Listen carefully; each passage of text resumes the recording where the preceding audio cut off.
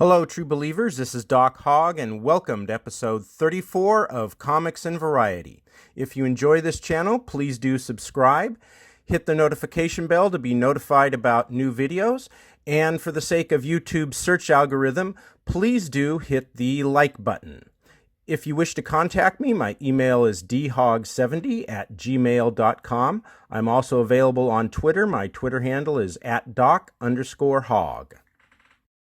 Okay, so I was in the comic book store. I saw this comic, issue 4 of Marvel Rising Omega, and I just kind of dismissed it as SJW crap. But then I chided myself for being closed-minded. I said, why don't you give it a chance? It might be good. So I bought it thinking it might not be SJW crap. Guess what? It's SJW crap. All right, let's start with this cover. The character in the back, Quake, looks like she has been put there just because there was space there that needed to be filled, which is a pretty good theory since Quake isn't in this actual comic book. Next, look at Lockjaw. Does he look like he is actually standing on that lawn? He just looks like he is superimposed on it. As noted, Quake is not in the comic, and in fact, neither is Lockjaw. And I'm curious, is this a new trend of covers that have nothing to do with the actual comic book? But then I'm thinking, why stop at comic books? I mean, we could come up with all sorts of new covers for long-revered works of literature, covers that have absolutely nothing to do with the actual book or play or whatever. Yeah, on second thought. Now this is a variant cover, and it's also a connecting cover, which basically means that if you get all the variant connecting covers in this series, and then you put them together, you get this. Now, according to the intro page, the connecting covers are drawn by a woman by the name of Ryan Gonzalez. And all I can say is, hey, Ms. Gonzalez, when Marvel goes under because of SJW crap like this, don't worry about it. You'll still have a future drawing coloring books. Now, moving into the intro page, we get introduced to the male hero, Inferno, and then the female heroes, America, Ms. Marvel, and Unbeatable Squirrel Girl. Now, most of the females in this story are what I like to call STEM superheroes. What is STEM? Well, as you probably know, it is an acronym for this. And yes, almost all of these women are, in fact, involved in STEM. Squirrel Girl, as the little bio here tells us, is a second-year computer science student. Not a first year, not a third year, not a graduating senior, a second-year computer science student. Very important to know that year. Ember Quaid, who's kind of sort of one of the villains here, she's able to build machines, as the bio tells us, so obviously she's into STEM. If you know her backstory a little bit, she's also a computer programmer. And then Kamala Khan here, Ms. Marvel, well, they actually tell us that she is STEM in this scene right here. Are you okay up there? I'm trying to remember everything I ever learned about aerodynamic equations.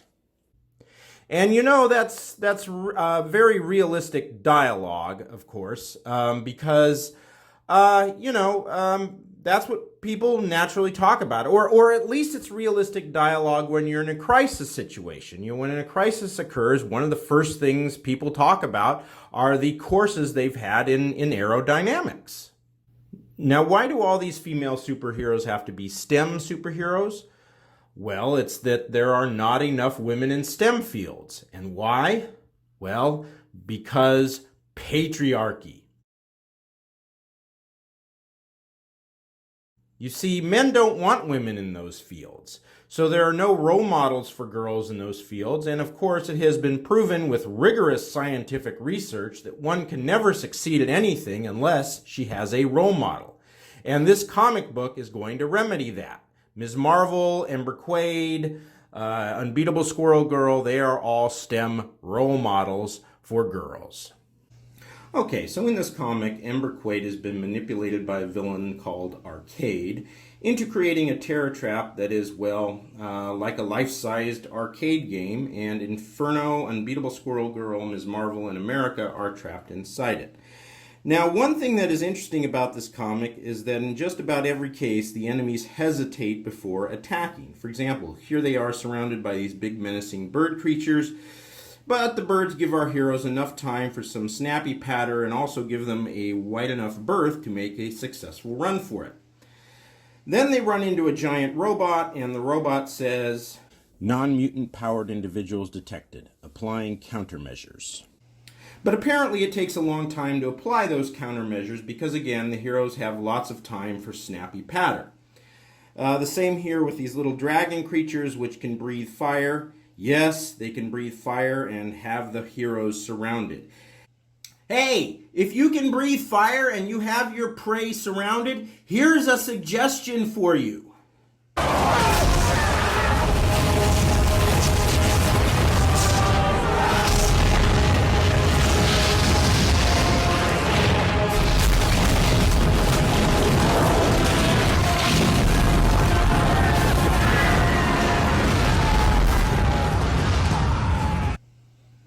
But no, the dragon creatures are like, we'll get into that in a minute. We have some digging and scratching and nose picking we need to attend to. And, oh, hey, the heroes are kicking our butts now. How did that happen? The reason the villains stand around so much is that the heroes, Inferno, Ms. Marvel, America, and Unbeatable Squirrel Girl, can easily escape or win their fights, easily. Typical SJW trope. Here's a very dangerous obstacle course with all sorts of saws and blades in it at the end, and Squirrel Girl gets through it without a scratch, and then all the other heroes follow her. Again, typical SJW trope. All the challenges are bested very easily. And of course, Inferno is a whiny soy boy throughout. And at the end, there is this interesting, but not in a good way, panel. Ms. Marvel and Squirrel Girl are taking a selfie, which of course means they are praising each other, giving each other emotional validation. But over here is Soy Boy Inferno, who feels he is not getting enough credit, and says, "I help too, though, right?" Oh, okay. I see what you did there. Flipping sexism on its head. This time it is the women who are not giving the man his due credit. The reverse of what usually happens in the workplace, where men don't give women any credit for all the hard work they do. In fact, that happens in every single workplace every single day. And if you are a woman, you should just despair. Despair. Okay, last few things. This comic is written by Devin Grayson. All I can say to her is work very, very hard on your writing skills. Work very, very hard, because once Marvel goes under because of all this SJW crap, you're going to really need those writing skills for a new job. And the ones you have now ain't going to cut it. Okay, that's enough of this. Just let me suggest that you don't be like me, stupid and open-minded. Be smart and close-minded, and don't buy this comic. Ever. Okay, that music means that it is time for Hogg's Headlines.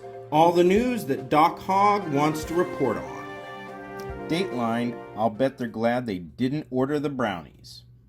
A Georgia woman said a miscommunication while ordering her birthday cake led to dessert having a marijuana theme rather than the intended Moana theme. Kensley Davis of Milledgeville said her mother ordered the cake from Dairy Queen and asked for the decoration to be inspired by Moana, the 25-year-old's favorite Disney cartoon. And, well, this is what they got.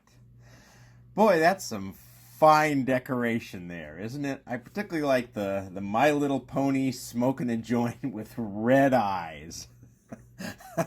I think I want to order that for my next birthday.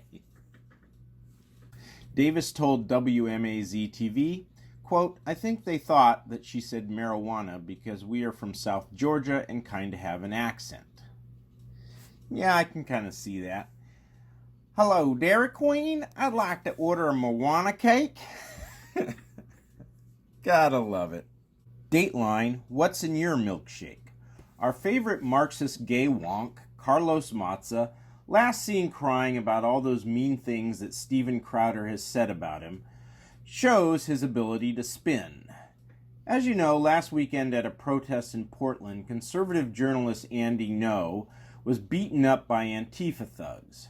Antifa was also throwing milkshakes at people, and rumors were flying around that those milkshakes contained quick-drying cement, which can cause burns if it comes into contact with skin. Now, it turned out those rumors, which were reported on by a bunch of news outlets, were unfounded. So, how many tweets did our favorite Marxist gay wonk send out condemning the assault on Andy Ngo or expressing any sympathy with him?